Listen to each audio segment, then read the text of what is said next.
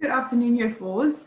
Today's times tables lesson is to complete multiplication grids. So there's two different challenges that I'm going to go through with you. So the first page, these multiplication grids have got numbers in the rows and the columns. So for this first one, you've got 3 multiplied by 2, and then the answer will go into that square. And then you move along the row as you go. So then you go 3 multiplied by 4. They've done that one for you, which is 12. Then you do 3 multiplied by 3, which is 9. And then you do 3 multiplied by 5, which is 15. And you keep moving along the rows until you complete and fill the whole grid. Okay, and then number 4, 5, and 6 is exactly the same, but they've got some missing numbers on the outside, but you'll have to think about what those could be. Okay, then the second challenge is these grids have got the answers for you. You need to think about what numbers go on the rows and the columns on the outside.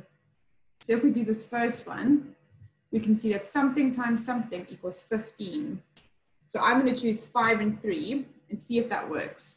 So if I put 5 over here and 3 over here, that would work for 15 because 5 times 3 is 15. And if I do the next one, 5 times something equals 24. Can that work? So actually that can't work because 5 does not go into 24. It's not a multiple of 24. It's also not a multiple of 12. So putting 5 there is not going to work for the other two numbers. So I'm going to try it the other way around. If I put my 3 over here,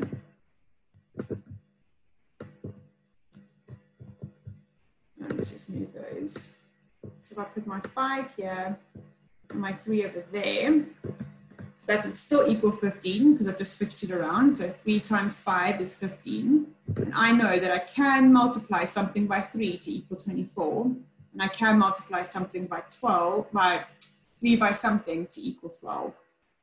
So that way it would work around. So when you're working through these, you've got to make sure that where you put the number works for all the numbers in the row.